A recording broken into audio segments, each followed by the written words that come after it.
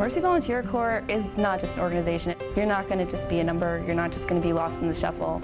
Mercy Volunteer Corps really is a family of people that open their arms up to everybody that comes their way.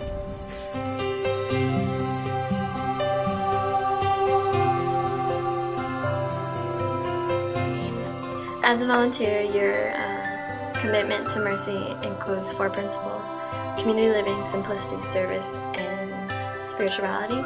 And those are incorporated into your daily lives. And then they definitely have the charism of the founder, Catherine McCauley, who founded the Sisters of Mercy, seeking to work with those who are in poverty, particularly women and children.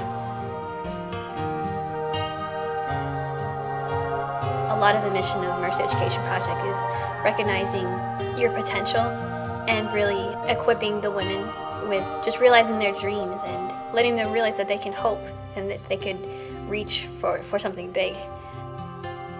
It's exactly what I imagine to be very desolate, and definitely you could see it's a struggling city. What I didn't anticipate was people to be so open. I think it had a lot to do with us being volunteers. I love the fact that you have to live simply and you explore spirituality and community living, and I think community living is really important because you have someone there who will understand what you're going through. I worked at 2 sites. In the morning I was at St. Joseph Mercy Hospital, which is a Catholic nonprofit hospital, and I did social work there. And then in the afternoons I worked at St. John Bosco Orphanage, which is a all-boys orphanage, ages about 4 to 16, and I tutored there. Being in Guyana just opened my eyes to the suffering and the poverty in developing countries in a way that I never would have been able to grasp without having lived there for 2 years. I really valued living with another volunteer who was going through much of the same experience, all the culture shock and the newness. Someone who we could come home and share stories with, or cry, or laugh, or try to understand this seemingly very strange culture together. So it was a huge support, and it was such a big part of my experience from the very beginning to all the way, through the whole 2 years. It was an amazing experience. It definitely stretched me in ways that I wouldn't have originally been stretched. When I was in Arizona, we were working in very humble surroundings.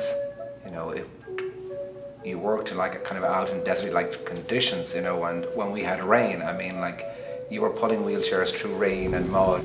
All the clients and students at the school all had developmental disabilities, and the clients were they were just wonderful. Even just the patience they showed me. One girl in particular, Sharon, she'd say something, I'd say, I'm sorry Sharon, I didn't get that. And she would just repeat it or say it a different way or in a different language.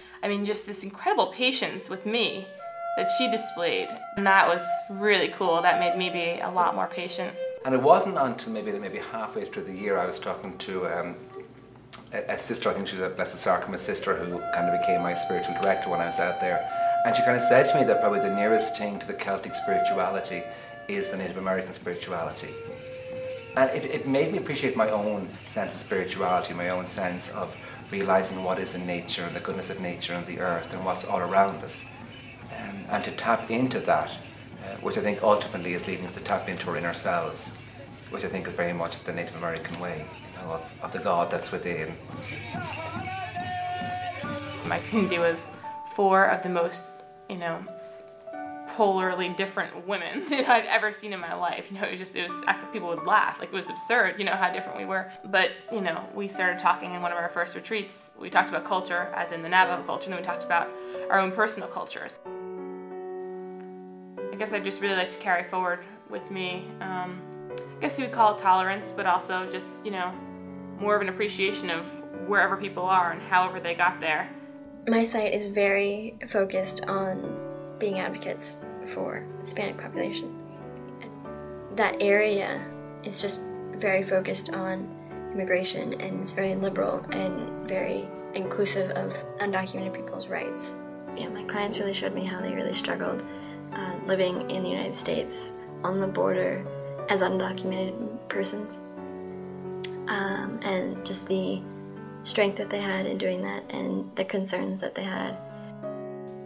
It gave me a chance to see how the Sisters of Mercy, how they responded and how big an issue justice is for Mercy. And so for me, it gave me a closer perspective, I guess, of the issues at hand and also the people who come faced with those issues. I lived in a group home with 3 Down syndrome girls and their house mother. It was such an experience. These children are disadvantaged, not in the way we think of. You know, there was money available for them, but their disadvantage was that they could not participate in life as we know it. I went out every day, sometimes at night, sometimes in the middle of the night, onto the streets of Philly with another person. We would go out in vans, trying to encourage people and establish relationships to get them to come into a shelter or at least let them buy them food. My title was outreach worker for Nativity Parish. So I worked at the school and I worked at the Caring Place, which is in Kennedy Heights, which is an emergency outreach shelter. And I worked at the Kennedy Heights Art Center, and I visited elderly and shut-ins in the area. Even my best friend came out, and she came into the Caring Place with me, and she was like, I can't imagine working here all the time, because it's just so different from what we're used to. Well, with a minor stipend of $100 a month, we have $100 for food and $100 for personal use. You have to actually think twice about the things you buy, kind of assess what you want and what you need. And living in community, you have to kind of buy things together, and you can't just go on your own and get whatever you want. So you have to have the community in mind as well. It keeps you from losing sight of the idea of the program. It's just you're there for others, and it's others before yourself. We're in typically poor areas, so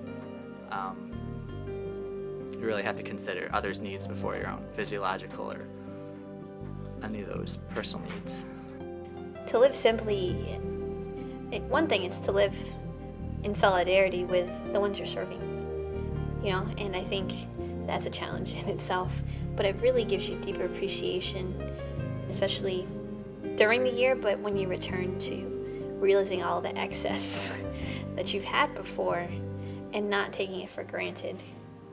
To have volunteers to come in and do stuff that we as social workers were not able or didn't have time to kind of get to know people for was just an amazing opportunity. And it served us well because it serves all the things that Mother Macaulay speaks of about doing good for the poor, helping the marginalized. We're all helping people in different situations, but it's all linked to the same injustices and problems that the city and people face, and poverty and drug addiction, and I used to think that you had to just do these huge things, let's just see the big picture, and but it's the little stuff that counts too. It's giving gloves to somebody when they're on the street and they're freezing but they don't want to go in, or it's the little details.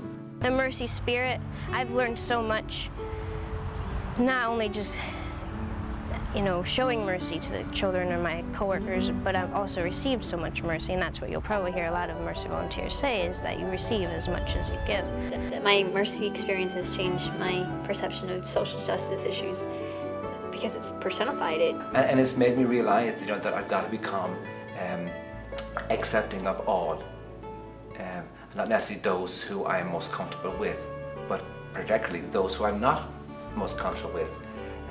And realizing that it's okay for me not to agree with it all, but at least to be able to embrace what it is and who it is. And if nothing else, just be able to force myself to challenge to look in these areas that I wouldn't necessarily have looked before.